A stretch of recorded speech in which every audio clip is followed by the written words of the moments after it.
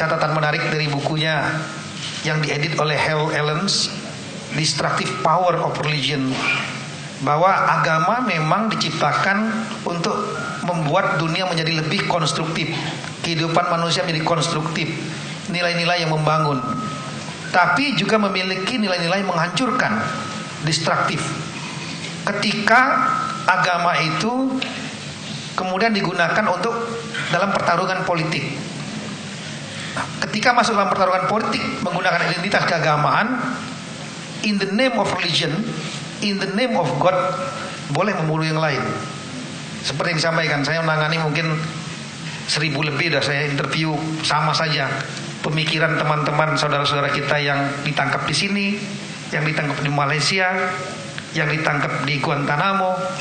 Pemikiran, konsep-konsep pemikiran mereka hampir sama, atas nama Tuhan membunuh yang lain.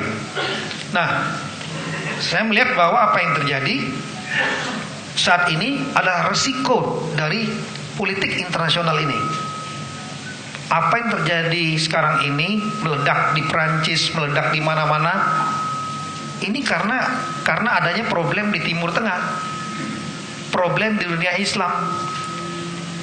Semua harus berusaha menghentikan, membuat tempat itu damai. Kalau tempat itu damai, maka semua sumber masalahnya bisa selesai. Tapi kalau terjadi konflik itu terus terjadi di dunia Islam itu terus terjadi, maka tempat lain akan menjadi spill over, akan terjadi tumpahan-tumpahan permasalahan. Apa yang terjadi di Indonesia juga tidak lepas dari konflik yang ada di dunia Islam itu. Apalagi yang kasus Syria akan lebih sulit lagi.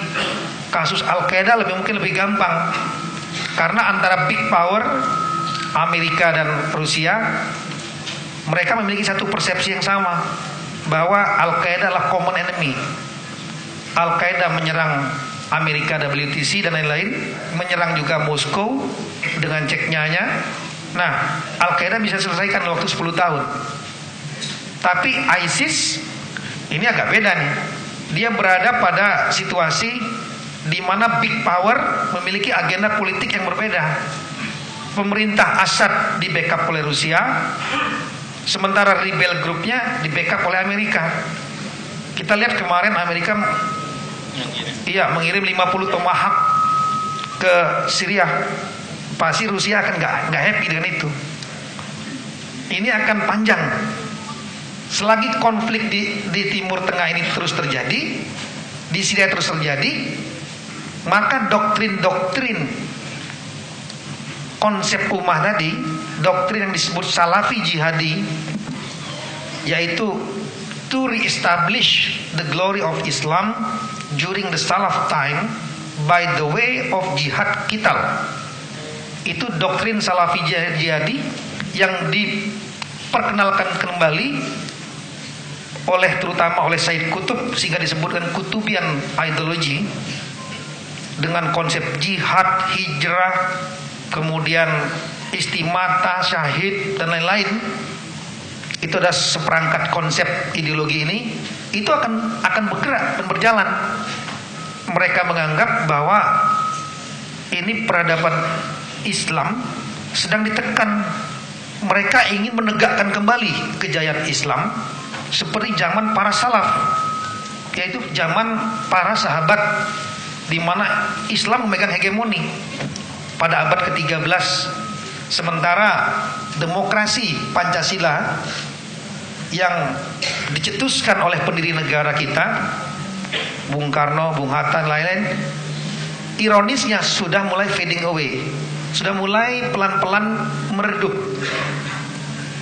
Kita melihat banyak sekali sekolah-sekolah, madrasah mungkin yang tidak mengadopsi lagi nilai-nilai ini, tidak memperkenalkan konsep-konsep ini. Nah, padahal pada saat negara kita, bangsa Indonesia ini berdiri, kalau saya mulai mungkin kebangkitan nasional 1908, tapi momentum terpenting adalah 1928 saya kira, yaitu Sumpah Pemuda. Mereka menafikan semua perbedaan-perbedaan yang ada. Bangsa kita adalah bangsa yang unik, karena ratusan suku, ratusan bahasa, ratusan budaya, berbeda agama, berbeda keturunan.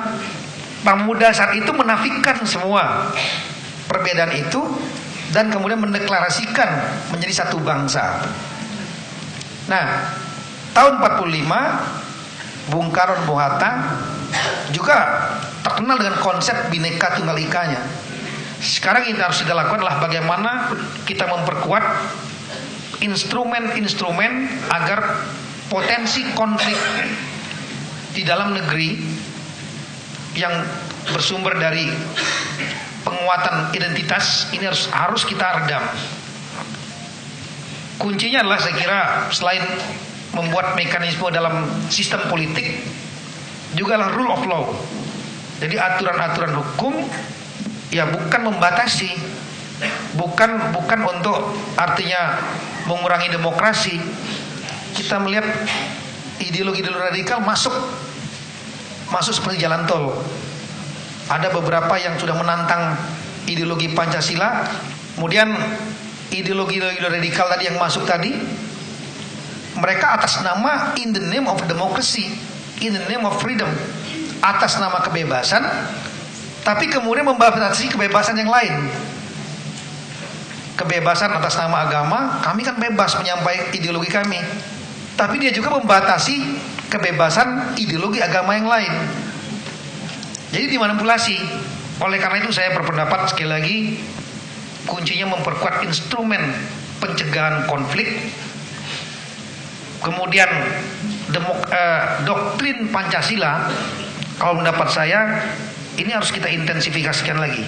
Bukan berarti seperti diimpos, dipaksakan, tapi harus diperkenalkan dan didengungkan betul. Karena pendiri bangsa kita udah paham betul bahwa negara ini sangat beragam.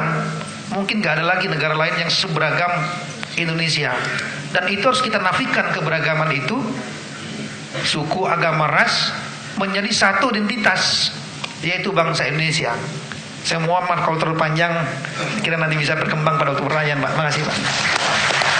Baik, terima kasih Pak Kapolri.